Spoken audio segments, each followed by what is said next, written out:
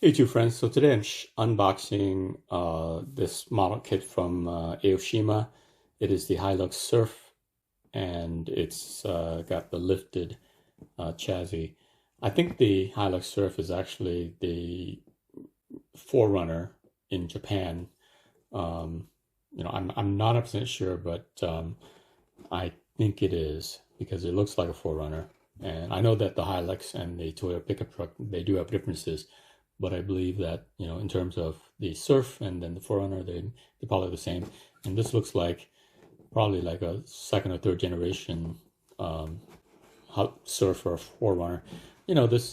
This kit does have some sentimental value to me because I owned an early Toyota pickup truck, and I also own the fifth generation 4Runner, which no model kit company makes. I can't find it anywhere.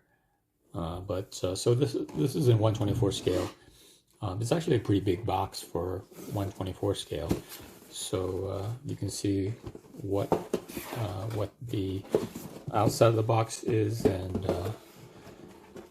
let's look at what's inside. All right, looks like these are the clear parts. I will leave them in the plastic protective thing for now. These look like lights, rear lights, front lights, windows, and it looks like the windshield and side mirrors are in one piece. Rear lights, so looks like it's pretty good.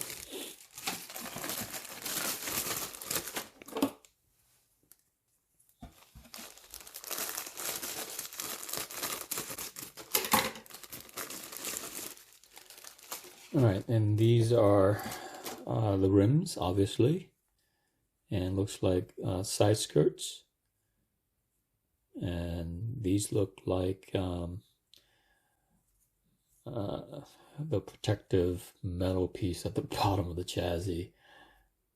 Can't remember what it's called now. And there's 5 rims because you're gonna have a spare tire included. And these are wheel wells, license plate holder. This looks like the mounting bracket for the spare tire, and windshield wipers. I'm not sure what this is, so I'm not sure what these are either. Oh, you have another set of fender flares. These look like damper parts.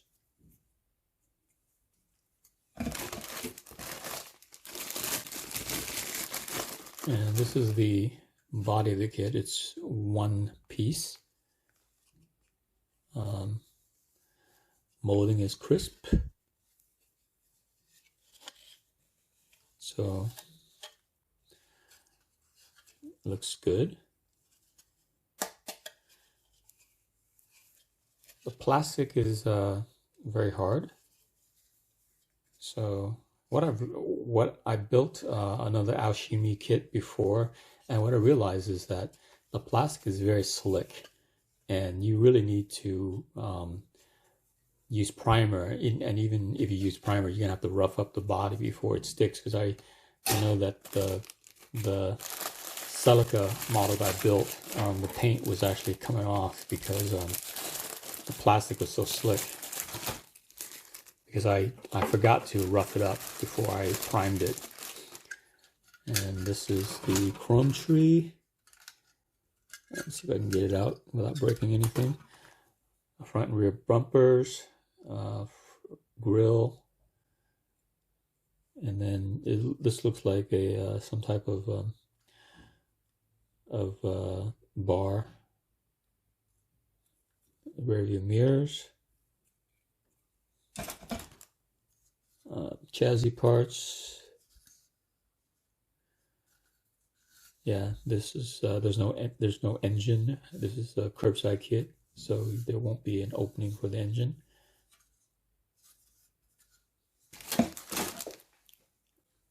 And these look like the rear and front axles.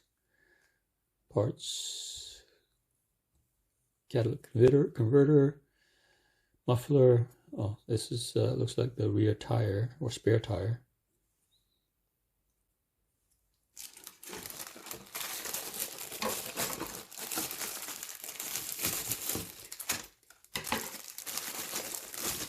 This is actually the Japanese version, so there will be right-hand steering, door cards, seats, and all the plastic molding is actually really good quality.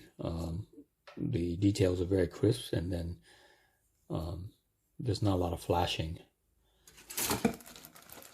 And you have bucket seats. I think these are special, I guess. You know, the thing about Aoshima I notice is that they do give a lot of spare parts or upgrade parts in a part, you know, with their kits. You know, unlike other model companies. This is like the third Aoshima kit that I've unboxed, and I've noticed that is that there are quite a few extra parts, which is a nice thing. Oh, and then you also have extra rims. So this is like the second set of rims, and then you also have these bars as well. So yeah, again, these are extra parts. Another set of axles. So, and you have the interior tub.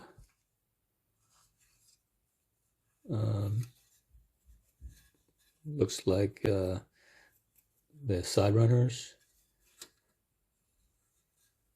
Yeah, so I'll figure it out.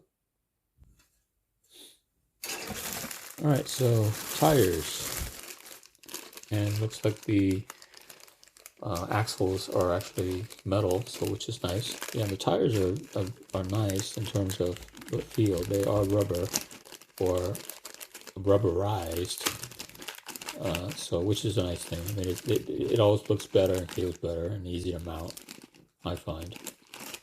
So,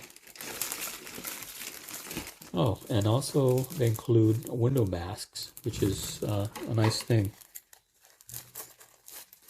Makes painting the windshield so much easier. I've noticed that a lot of the modern kits, so this is what makes me believe this is the modern kit, is because it includes this. You know, most kits before 2000 tend to not include them. So this is the decals, nothing special, just logo and the instrument panel. And then what I'm going to do is I'm going to photograph all this in close-up so you can see what's in the kit and explore for yourself what's in the box and, you know, the details. So thanks for watching, and stand by.